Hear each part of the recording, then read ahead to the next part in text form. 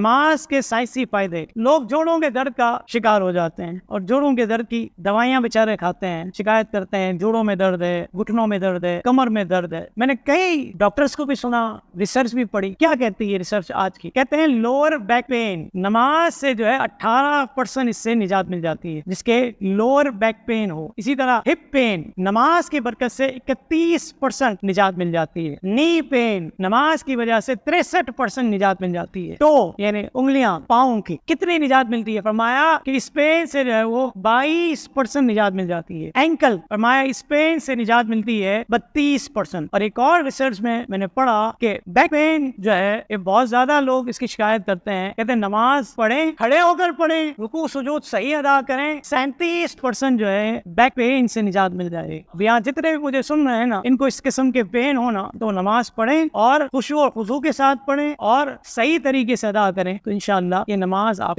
ان جوڑوں کے درد سے آپ کو نجات دلائے. نماز بہترین ورزش بھی ہے. سستی, کاہلی, بے عملی کے اس دور میں صرف نماز ایک ایسی ورزش ہے کہ اگر اس کو صحیح طریقے سے پڑھا جائے تو دنیا کے تمام دکھوں کا مداوا بن سکتی ہے. نماز ایسی ورزش ہے جو جسمانی اعتبار سے نہ صرف بیرونی اعضاء کی خوشنمائی کرتی ہے, اسے خوبصورت بناتی ہے, بلکہ طبی نقطہ نگاہ سے دیکھا جائے تو اندرونی اعضاء مثلا دل, گردے, جگر, پھیپھڑے, دماغ, آنتیں, معدہ, ریڑھ کی ہڈی, گردن, سینہ, تمام قسم کے گلینڈز یعنی غدود کی نشوونما کرتی ہے. روحانی طور پر ہماری روح کی بالغی عطا کر کے روح کو قوت بخشتی ہے. ذہنی اور نفسیاتی بیماریوں کا علاج ہے. نیز ظاہری اعتبار سے قیام میں عاجزی اور انکساری پائی جاتی ہے, مگر رکوع میں قیام کی نسبت زیادہ عاجزی ہے اور سجدے میں رکوع کی نسبت زیادہ عاجزی ہے, کیونکہ انسان جو اپنے پیشانی کو رب کی بارگاہ میں جھکا دیتا ہے اور خاک آلود کر دیتا ہے. جو فزیو تھراپسٹ ہوتے ہیں, فزیو تھراپسٹ مختلف تھراپیز کرواتے ہیں جوڑوں کے درد کے لیے اور دیگر چیزوں کے لیے, ڈاکٹرز لکھ کر دیتے ہیں. کہتے ہیں نماز کو فزیو تھراپی سے کمپیئر کیا جائے تو کیا ملے گا؟ کہتے ہیں ایک پاکستانی ڈاکٹر یورپ میں فزیو تھراپی کی اعلیٰ ڈگری کے لیے گئے, جب وہاں ان کو بالکل نماز کی طرح ورزش پڑھائی اور سمجھائی گئی تو اس ورزش کو دیکھ کر حیران ہو گئے کہ ہم تو آج تک نماز کو ایک دینی فریضہ سمجھ کر ادا کر رہے تھے, اس کے پڑھنے سے تو اس حد تک جو ہے ہمیں جسمانی طور پر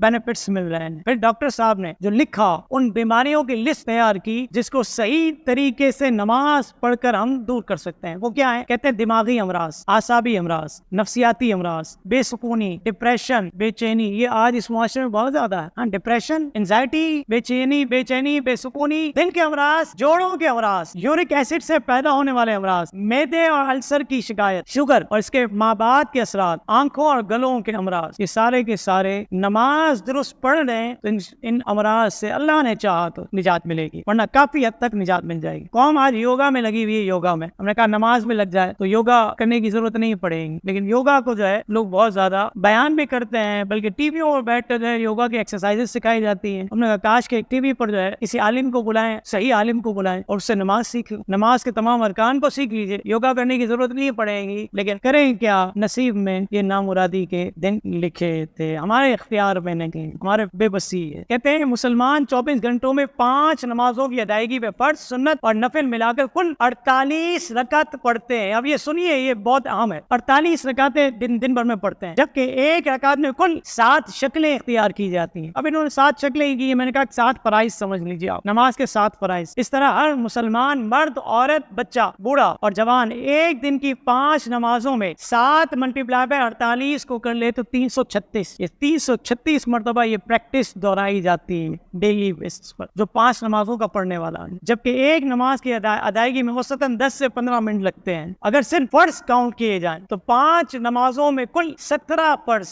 رکعت, 5 نمازوں کی فرض نماز دیکھی جائے تو 17 فرائض اور 3 واجب وتر کے ہیں لکھو الگ. اس طرح کم از کم 17 کو 7 ان سے تقسیم کریں, ضرب دیں تو کتنے ہو جائیں گے؟ 119. یعنی جب ایک رکعت میں اختیار کی جانے والی 7 شکلیں یعنی 7 فرائض چند یوگا کرنے والوں سے بیان کیا گیا تو انہوں نے انتہائی حیرت انگیز حقائق کا اظہار کیا, اور کہتے ہیں کہ یہ 84 شکلیں جو یوگا آسنوں کا مختصر ترین, آسان ترین اور بہترین مجموعہ ہے. یعنی یوگا میں جو شکلیں اختیار کی جاتی ہیں, جن طریقے سے ورزش کی جاتی ہے, نماز میں یہ جو ہے ساری کی ساری ہو رہی ہیں اور بہترین آسان طریقے سے ہو رہی ہیں. یوگا انسان کی تمام روح پر حاوی ہے. یہ لوگ یوگا کرنے والے کہتے ہیں ہم تو نماز کو فالو کرنے والے ہیں. اور ایک رکعت میں اختیار کی جانے والی یہ 7 شکلیں جو یہ کہتے ہیں انتہائی تخلیقی اور قدرتی ہیں. اگر یہ حرکات ٹھیک ٹھیک پورے شعور اور ذہانت کے ساتھ ایک وضع سے دوسری وضع میں تبدیلی آہستہ آہستہ اصول شریعت کے عین مطابق ہو، نہ صرف ہر عضو کو تازگی بخشے گی بلکہ ہماری روح کو بھی بالیدگی اور قوت عطا کرتی ہے. مختصر یہ کہ نماز میں جو فائدہ مثمر ہے اس سے بے خبر ہو کر بھی اگر یہ عمل جاری رہے تب بھی مجموعی طور پر نماز کو پڑھنے سے انسانی زندگی پر بہترین نتائج مرتب ہوتے ہیں. یہ ان لوگوں نے لکھا ہے جو عالم نہیں ہے، جو نماز کو انہوں نے اس طور پر کمپیریزن کیا ہے فقط اپنے یوگا سے. ایک مسلمان جو ہے رب کا فرض جان کر، مصطفیٰ کی آنکھوں کی ٹھنڈک جان کر،